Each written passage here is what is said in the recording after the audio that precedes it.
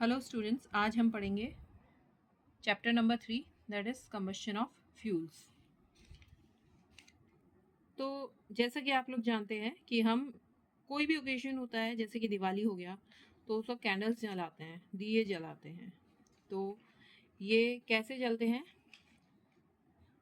ये chemical reaction होता है और ये केमिकल रिएक्शन हम रिवर्स नहीं कर सकते, ये इरिवर्सिबल होता है। कई सारे मटेरियल्स हैं जो कि बर्न होते हैं और हीट और लाइट प्रोड्यूस करते हैं, जैसे कि वुड, कोल, केरोसिन और एलपीजी। अब कंबस्शन क्या होता है? बेसिकली जब भी कोई सब्सटेंस एयर में बर्न करता है तो वो एक फ्लेम प्रोड्यूस करता है और इस वक्त फ्लेम प्रोड्यूस होती है तो हीट भी प्रोड्यूस होती है एंड इस प्रोसेस को बोलते हैं कंबस्शन। अब जो प्रोसेस है कंबस्शन का, वो तभी पॉसिबल है जब ये कुछ कंडीशंस फुलफिल हो। तो सबसे पहले कंडीशन है कि वो सब्सटेंस कंबस्टिबल होना चाहिए। और कंबस्टिबल बोले तो सब्सटेंस जो कि फायर इजीली कैच कर सके।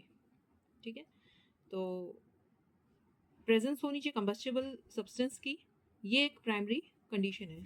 अगर सब्सटेंस ही कंबस्टिबल नहीं होगा तो वो आगे केमिकल रिएक्शन प्रोसीड नहीं करेगा। तो इन सब्सटेंसेस को हम क्या नाम देते हैं? फ्यूल्स।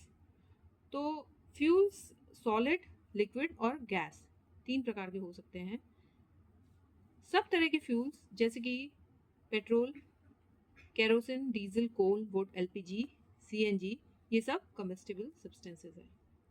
अब जो सब्सटेंस बर्न नहीं हो सकता एयर के प्रेजेंस में, उसको हमने बोल दिया non combustible substance.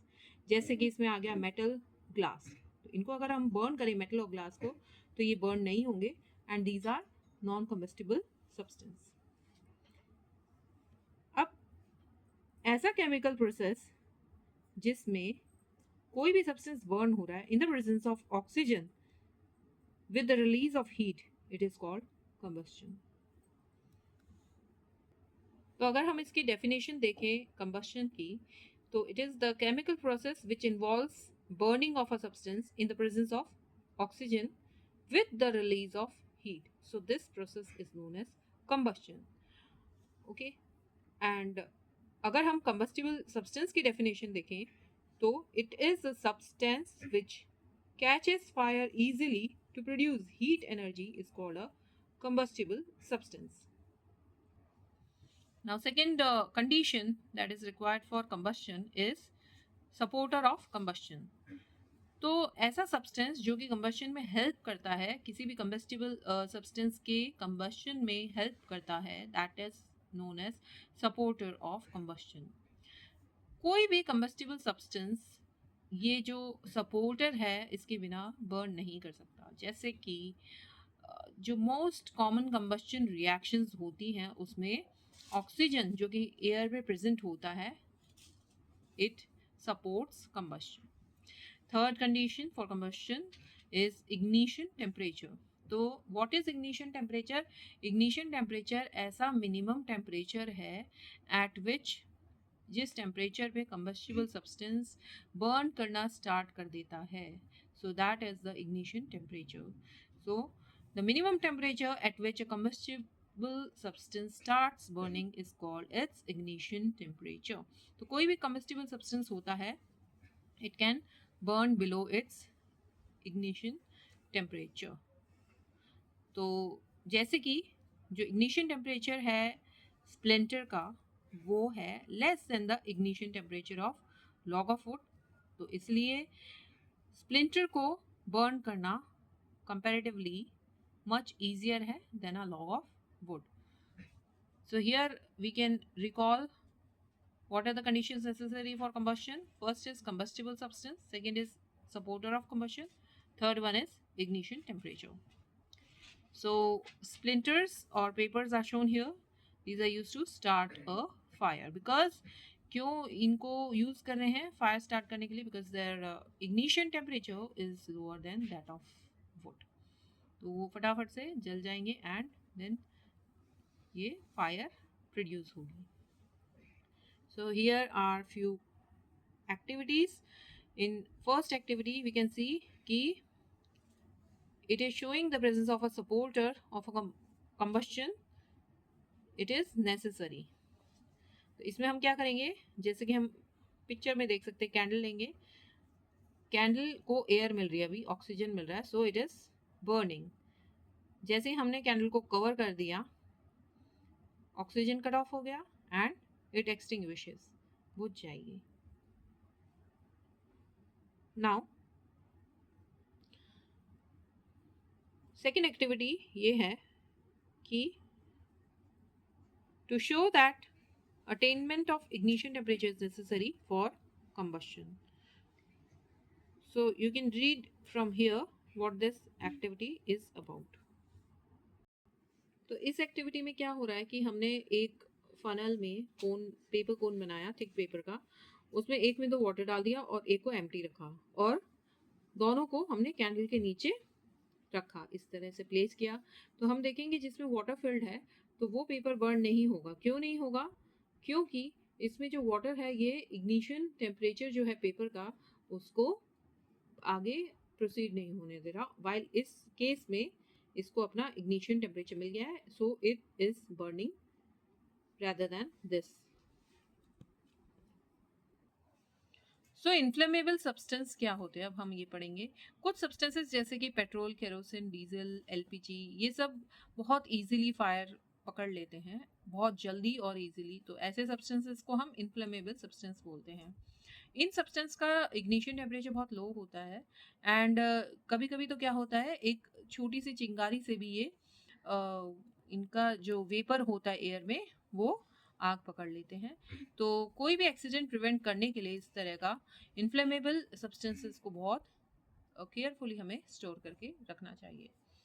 Now here we will see some facts कि कमर्शियल फायर एक्सटिंग्विशर, जैसे कि हम फोटो में देख सकते हैं, ये most commonly soda acid type के एक्सटिंग्विशर होते हैं.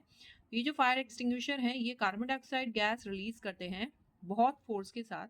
तो उससे क्या होता है, एक लेयर बन जाता है बर्निंग मटेरियल के ऊपर. तो उसमें क्या होगा कि ऑक्सीजन सप्लाई कट होगा एंड ऐसे उसका जो टेम्परेचर है वो लोअर डाउन हो जाएगा. तो आप सोच सकते हैं कि कोई भी अगर पर्सन फायर कैच करता है, उसके क्लोथ्स पे फायर पकड़ लेता है, तो उसको ब्लैंकेट पे क्यों रैप करते हैं? वो इसीलिए करते हैं क्योंकि ऑक्सीजन सप्लाई कट ऑफ हो जाए और वो बर्निंग प्रोसेस को वहीं रोक दे. सो अब हम पढ़ेंगे टाइप्स ऑफ कंबस्शन. तो कंबस्शन को उनके रेट और स्पीड के अकॉर्डिंग, जिस स्पीड से कंबस्टिबल सब्सटेंस बर्न हो रहा है उसके अकॉर्डिंग हम उसको क्लासिफाई कर सकते हैं 4 कैटेगरी में: slow combustion, rapid combustion, spontaneous combustion and another one is explosion. तो स्लो कंबस्शन क्या होता है? ये एक मॉडरेट स्पीड पे होता है, जैसे कि burning of wood, coal, candle. इस टाइप के कंबस्शन में फ्यूल कंप्लीटली बर्न नहीं होता एंड इसमें क्या होगा, स्मोक प्रोडक्शन होगी एंड उस स्मोक में कुछ कार्बन पार्टिकल्स होंगे जो कि बर्न नहीं होते.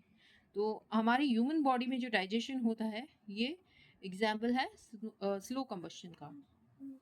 तो food combustion, it undergoes combustion in human body very slowly at 37 degree centigrade in the presence of enzymes. Now second combustion, rapid combustion. तो इसमें क्या होता है, जब कोई सब्सटेंस फ्यूल बहुत छोटे समय में जल्दी से जल जाता है तो this combustion is almost complete.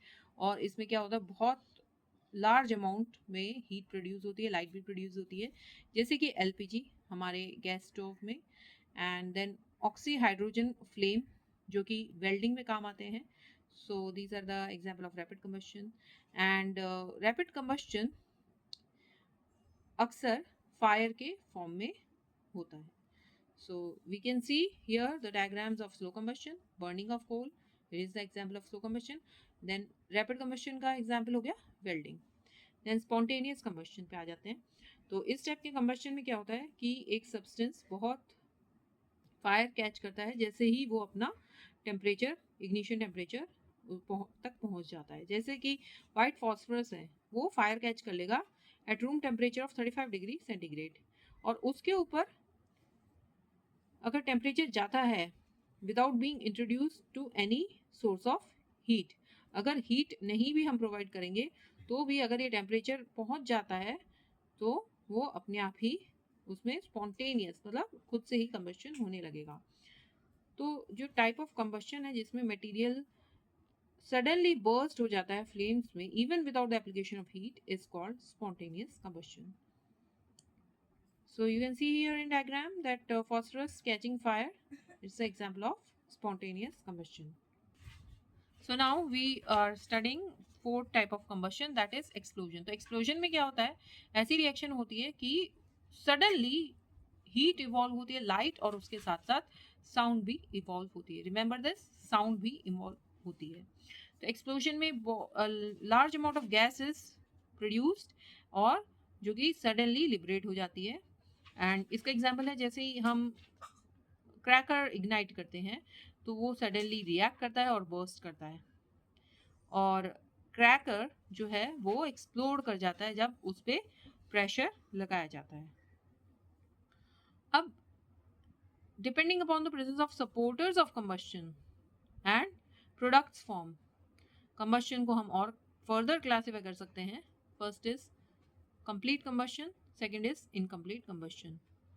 तो जब सफिशिएंट ऑक्सीजन होता है और एयर होती है जो कि कंबस्शन को सपोर्ट करती है, तो एक कंबस्टिबल मटेरियल कंप्लीटली बर्न होगा और उसमें क्या प्रोड्यूस होगा, फिर कार्बन डाइऑक्साइड, वाटर, हीट और लाइट।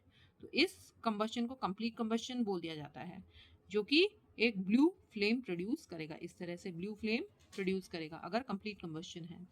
अगर इनकम्प्लीट कंबस्शन है तो इसमें क्या होगा कि सप्लाई ऑक्सीजन या एयर का कम रहेगा, इनकम्प्लीट रहेगा, तो कंबस्शन पूरी तरह से नहीं हो पाएगा। So this is incomplete combustion. तो येलो फ्लेम प्रोड्यूस होती है with the formation of a residue soot as well as carbon monoxide, and ये जो प्रोडक्ट्स बनते हैं soot, carbon monoxide, these products pollute the atmosphere. So these are the type of combustion. So we will proceed further. We'll start with flame in our another part 2 of this video. So thank you for watching, children.